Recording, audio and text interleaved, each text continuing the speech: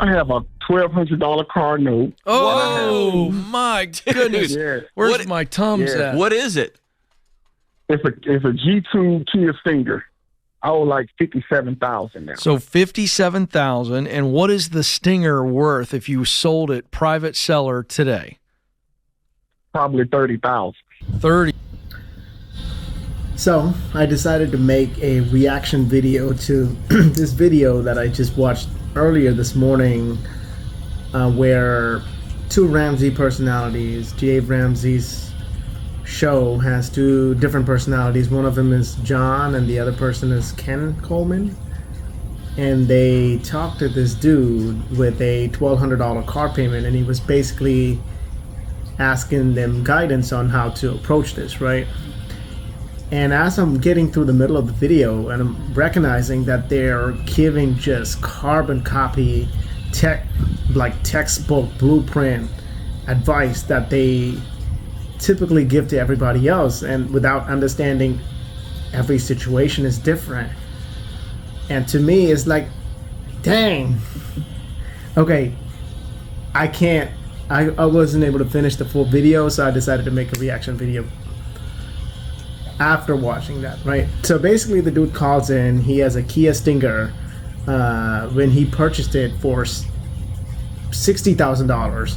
Now the car's value is worth $30,000 and his car payment is $1,200. First of all, I have to say, if you're going to spend $60,000, make sure you buy something that represents $60,000 of value. Nobody's going to look at a freaking Kia. Nothing against Kia, but I'm gonna have to be objective. Nobody's gonna look at a Kia Stinger and say, okay, now that's a $60,000 car. Not happening. Maybe a C7 Corvette in that same price range, or probably less, could scream of a bigger value than a Kia Stinger. So you have to be smart. Whatever you purchase or put money in, you have to make sure it represents that value, right? So as I was listening to this video, they're just advising this dude to basically sell the car, even though it's depreciated from $60,000 to $30,000, and then come up with $30,000 as stupid tax, basically eat the cost of depreciation. They didn't ask him any other questions at all, right? To me, let's start with the depreciation, right?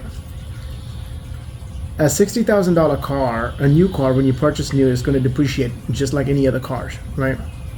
But the depreciation is going to slow down after a few years. That's how, for most part of the car, it works.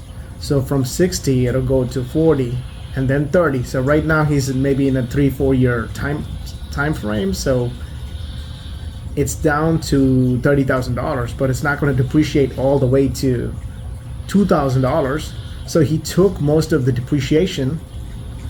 So why sell the car now?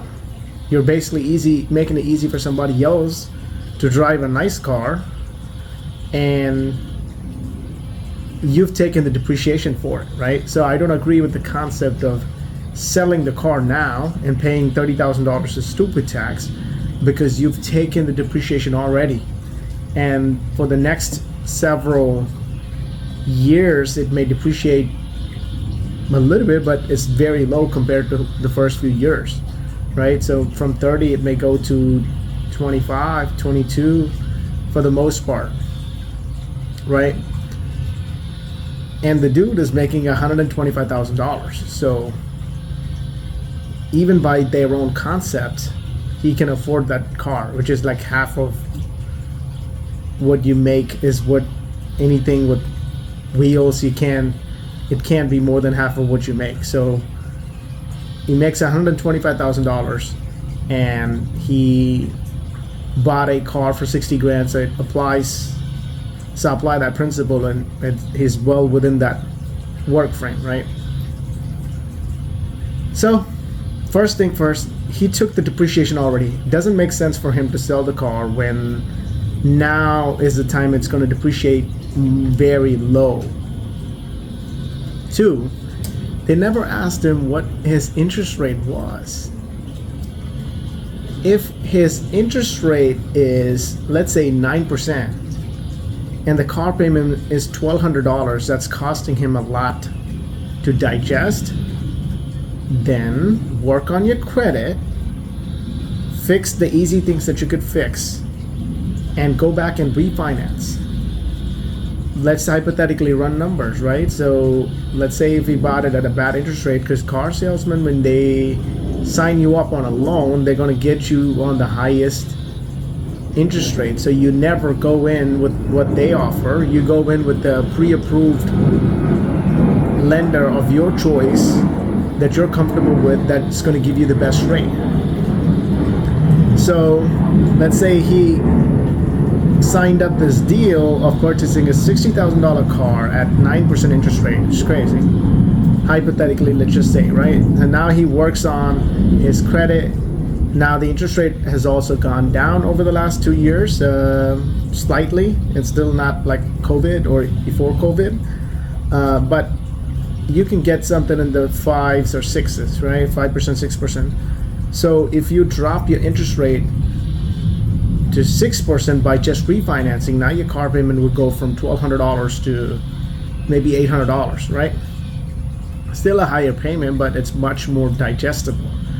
And I was annoyed that they didn't ask any of those things, right? So instead of making a life-altering decision of selling the car that's you've already taken depreciation on and going to buy another $7,000 car that they suggest, which may have more issues, maybe you can work on your credit, go back, refinance to 5-6%. Now your payment's lower,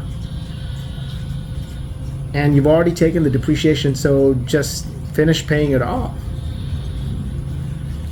Anyways, that's my thought. I thought I'll make a reaction video. I'm gonna try to make this as a series. If I watch something that's utterly ridiculous, textbook carbon copy advice, and if I think things could have been done differently, I'm gonna talk about it.